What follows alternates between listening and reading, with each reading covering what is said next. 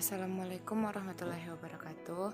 Saya Resti Febri Novita dengan NIM 1901-6044 akan menjelaskan materi tentang teks puisi. Yang pertama yaitu tentang pengertian puisi. Puisi adalah salah satu karya sastra yang diungkapkan dengan menggunakan bahasa yang padat, indah, dan kaya makna. Artinya, ia dibentuk oleh kata-kata yang benar dan terpilih, terseleksi, atau melalui sensor yang ketat. Puisi ini merupakan hasil ungkapan perasaan penyair yang dituangkan melalui kata-kata atau bahasa yang sengaja dipilih oleh penyair untuk mewakili perasaannya. Yang kedua itu kita akan membahas ragam dan jenis puisi. Yang pertama adalah puisi lama. Puisi lama adalah puisi yang terikat oleh berbagai aturan-aturan. Ciri-ciri puisi lama antara lain merupakan puisi rakyat yang dikenal nama pengarangnya. Yang kedua, disampaikan lewat mulut ke mulut, kemudian menjadi sastra lisan. Yang ketiga, sangat terikat oleh aturan-aturan seperti jumlah baris setiap bait, jumlah suku maupun rima. Yang kedua, jenis-jenis puisi lama. Jenis-jenis puisi lama itu seperti mantra. Mantra adalah kata atau ucapan yang mengandung hikmah dan ketentuan dan kekuatan gaib. Kekuatan mantra dianggap dapat menyembuhkan atau mendatangkan celaka. Mantra merupakan salah satu jenis puisi yang paling tua. Selanjutnya adalah pantun. Pantun merupakan puisi tanah Melayu yang sudah membudidaya dan mengakar dalam kehidupan masyarakat. Yang ketiga itu ada Karmina atau pantun kilat. Karmina merupakan sebuah karya sastra yang berupa pantun yang sangat kilat. Artinya, puisi lama ini hanya terdiri oleh satu bait atau dua baris. Yang keempat ada seloka atau pantun berkait. Seloka adalah karya sastra yang membentuk pantun berkait yang tidak akan cukup diungkapkan dengan satu bait saja, karena pantun berkait ini merupakan jalinan atas beberapa bait. Selanjutnya adalah gurindam. Gurindam adalah puisi yang berdirikan tiap bait terdiri dari dua baris. Semuanya merupakan isi dan menunjukkan sebab akibat. Gurindam ini bersajak a dan berisi nasihat. Gurindam sebenarnya bukan berasal dari negeri sendiri, melainkan dari negeri India yang dibawa oleh pasukan Tamil dahulu. Tapi pernah singgah dan menetap di salah satu kepulauan Nusantara. Yang keenam ada Talibun. Talibun merupakan puisi lama berupa pantun yang memiliki jumlah barisnya lebih dari 4, namun memiliki hitungan genap. Misalnya 6 baris, 8 baris, dan seterusnya. Yang ketujuh adalah syair. Syair termasuk puisi lama yang bentuknya lebih bebas daripada pantun. Kata syair berasal dari bahasa Arab yaitu syur, yang berarti perasaan. Seperti halnya dengan gurindam, syair merupakan salah satu karya sastra yang bukan berasal dari tanah Nusantara sendiri. Puisi lama ini merupakan sebuah karya sastra yang awalnya dibawa oleh bangsa Arab ke Nusantara saat ke perkembangan era agama Islam. Syair dianggap orang Melayu sebagai buah kesastraan nenek moyang dan merupakan milik bangsa sendiri. Isi syair sebenarnya adalah sebuah nasihat atau cerita. Oleh karena itu, berdasarkan isinya, syair dibedakan menjadi dongeng, syair kiasan atau sindiran, syair hikayat, syair kejadian atau peristiwa, dan syair budi pekerti atau agama. Selanjutnya jenis puisi, puisi baru. Puisi baru disebut juga dengan puisi modern. Bentuk puisi baru ini lebih bebas daripada puisi lama, baik dalam segi jumlah baris, suku kata, maupun rima.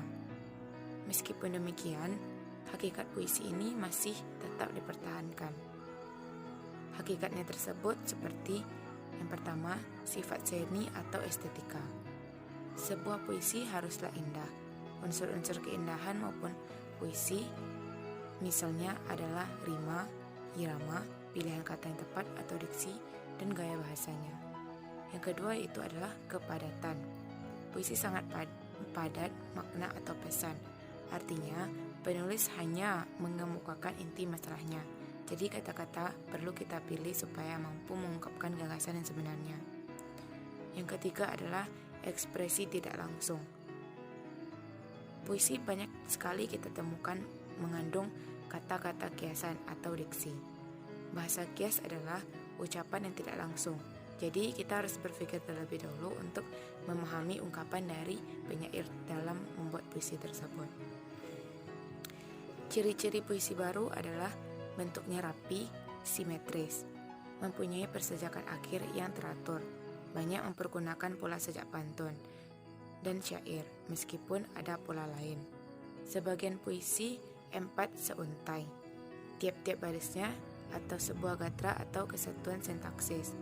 Tiap gatranya terdiri atas 2 kata, sebagian besar 4 atau 5 suku kata. Selanjutnya, kita akan membahas jenis-jenis dari puisi baru. Yang pertama adalah balada. Balada adalah sajak atau puisi yang berisikan cerita atau kisah yang mungkin terjadi atau hanya khayalan penyair saja. Yang kedua itu adalah himne. Himne adalah puisi pujaan untuk Tuhan, tanah air, ataupun pahlawan. Ciri-cirinya adalah lagu pujian untuk menghormati seorang dewa, Tuhan, pahlawan, tanah air, dan sebagainya. Yang ketiga yaitu adalah ode. Ode adalah puisi sanjungan untuk orang yang berjasa, bangsa dan negara, ataupun sesuatu yang dianggap mulia. Karena isinya itulah, ode disebut juga dengan puji-pujian. Yang keempat adalah epigram. Epigram adalah sajak atau puisi yang berisi tentang ajaran-ajaran moral, nilai-nilai kehidupan yang baik dan benar yang dilukiskan dengan ringkas. Terkadang juga ditulis dengan kata-kata atau kalimat sindiran dan kecaman pahit. Yang kelima adalah romans. Romans berasal dari bahasa Prancis yang berarti keindahan perasaan, persoalan kasih sayang, rindu dendam, serta kasih mesra. Romans adalah sajak kata atau puisi yang berisi tentang perasaan cinta kasih. Cinta kasih di sini tidak hanya antara seorang kekasih saja, tetapi juga cinta dalam bentuk lainnya. Misalnya cinta terhadap suasana damai dan tentram, cinta kepada orang tua, maupun cinta kepada lingkungan. Selanjutnya adalah elegi. Elegi adalah puisi yang berisi tangis atau kesedihan. Sajak ini selalu mengungkapkan sesuatu yang menyayat hati, mendayu-dayu, dan mengharu biru, mengungkapkan rasa duka nestapa atau keluh kesah karena sedih ataupun rindu, terutama untuk kematian ataupun kepergian dari seseorang kita cinta. Selanjutnya adalah satire. Satire berasal dari bahasa Latin yaitu sature, yang berarti sindiran, kecaman yang tajam terhadap suatu fenomena. Satire di sini merupakan puisi yang isinya mengancam, mengejek dengan kasar dan tajam suatu kepincangan atau ketidakadilan yang dalam masyarakat. Puisi ini mengungkapkan perasaan tidak puas penyair terhadap keadaan, namun dengan cara menyindir atau mengatakan keadaan sebaliknya. Selanjutnya itu ada septime. Septime adalah puisi yang tiap baitnya terdiri dari 7 seuntai. Sama dengan sektet, persajakan septime tidak berurutan. Selanjutnya adalah oktav atau bisa juga disebut dengan stanza. Stanza adalah puisi yang baitnya terdiri dari 8 baris atau double quatrain atau puisi 8 seuntai. Selanjutnya adalah soneta. Soneta adalah puisi yang terdiri atas 14 baris yang terbagi menjadi 2 bait pertama masing-masing 4 baris dan 2 kedua masing-masing 3 baris. Soneta adalah puisi yang bersuara. Baiklah, kita akan lanjut ke materi selanjutnya, yaitu adalah unsur-unsur puisi. Yang pertama adalah unsur intrinsik puisi. Unsur intrinsik puisi adalah unsur pembentuk yang berasal dari dalam sastra itu sendiri. Seperti yang pertama, tema. Tema itu adalah ide atau gagasan pokok atau dasar persoalan yang mendasari sebuah puisi. yang menduduki tempat utama dalam proses penciptaan cerita. Yang kedua adalah rasa atau feeling, yaitu sikap atau suasana hati penyair terhadap pokok permasalahan yang terdapat dalam puisi saat menceritakannya. Rasa disebut juga dengan arti emosional, misalnya merasakan sedih, marah, senang, gundah, heran, gembira, dan lain-lainnya. Seterusnya adalah nada. Nada atau bisa juga disebut dengan tone, yaitu sikap penyair terhadap pembaca melalui sebuah puisi. Nada juga berhubungan dengan tema dan rasa. Penyair dapat menyampaikan tema dengan nada menggurai, menasihati, menyindir, mendikte, bekerja sama dengan pembaca untuk menyelesaikan masalah, menyerahkan masalah begitu saja, dengan nada sombong, menganggap bodoh dan rendah pembaca, dan lainnya. Selanjutnya adalah amanat.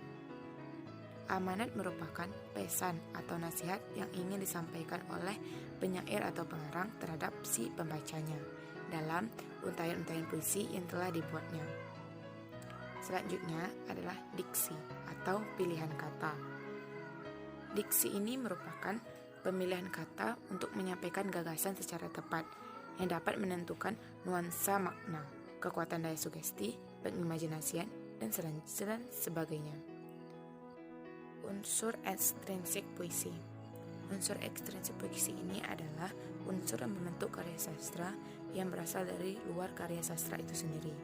Unsur ini meliputi unsur agama, ekonomi, budaya, politik, dan biografi dari seorang penyair. Baiklah, demikianlah penyampaian dari materi teks puisi saya. Saya tutupi dengan membaca. Wassalamualaikum warahmatullahi wabarakatuh.